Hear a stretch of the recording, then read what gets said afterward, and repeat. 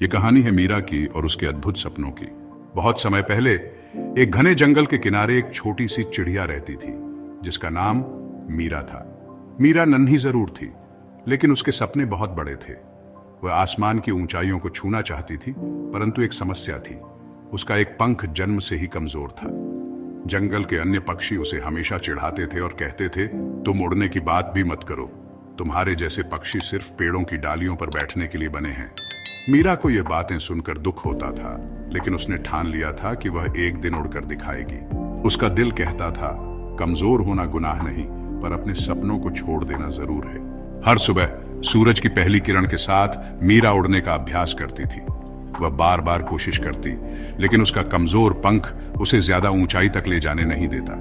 कभी वह गिर जाती तो कभी शाखाओं में फंस जाती, पर मीरा ने हार मानना सीखा ही नहीं था। एक दिन जब मीरा अपने प्रयासों से थक चुकी थी, उसने अपने दिल से कहा, क्या मेरा सपना सच हो सकता है, या मैं सिर्फ एक मजाक बनकर रह जाऊंगी। तभी उसे आसमान में उड़ता हुआ एक बूढ़ा बाज दिखा। बाज ने देखा कि मीरा बार बार गिरने के बावजूद अपने प्रयासों में जुटी हुई है।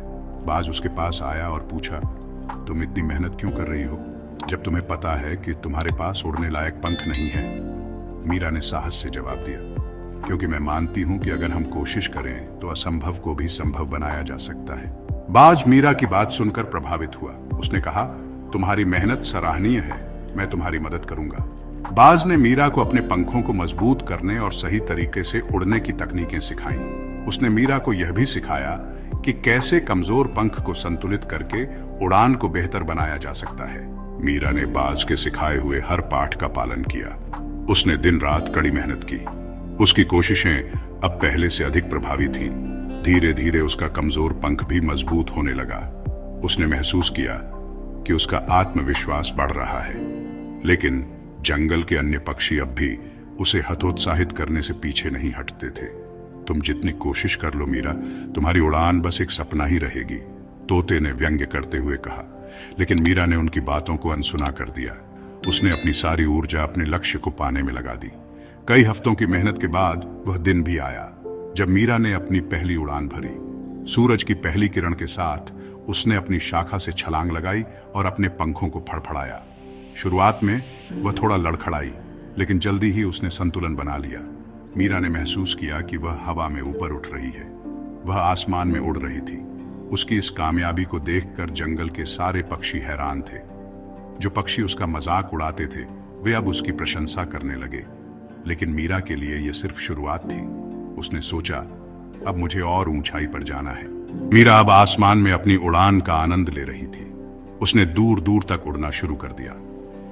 एक दिन उसने देखा कि एक शिकारी जंगल के पास अपने जाल बिछा रहा है। शिकारी पक्षियों को पकड़ने के लिए दाने का लालच दे रहा था। मीरा ने देखा कि कई पक्षी उस दाने के पास जा रहे हैं और अगर उन्हें नहीं रोका गया तो वे सभी जाल में फंस जाएंगे। मीरा ने सोचा, अगर मैं इन पक्षियों को नहीं बचाऊंगी तो ये सभी पकड़े जाएंगे। उसने अपने डर को किनारे रखा और शिकारी का ध्यान भटकाने के लिए जोर जोर से चहचहाना शुरू किया। शिकारी का ध्यान मीरा पर गया और उसने जाल छोड़कर उसे पकड़ने की कोशिश की। मीरा ने अपनी जान की परवाह किए बिना शिकारी को जंगल के भीतर ले जाने की कोशिश की। इस दौरान बाकी पक्षी जाल से बचकर उड़ गए, लेकिन मीरा खुद को बचा नहीं पाई। शिकारी ने उसे पकड़ लिया और एक पिंजरे में बंद कर दिया। पिंजरे में बंद होकर भी मीरा ने अपनी हिम्मत नहीं खोई। उसने सोचा, मैंने अपने साथियों को बचाया और यही मेरे जीवन का सबसे बड़ा उद्देश्य था। वह जानती थी कि वह शायद अब कभी आजाद नहीं हो पाएगी, लेकिन उसके बलिदान ने पूरे जंगल के पक्षियों को एक नई सीख दी। जंगल के पक्षियों ने मीरा को हमेशा के लिए याद रखने का फैसला किया। अब जब भी कोई पक्षी आसमान में ऊंचाई तक उड़ता है, वह मीरा को याद करता है।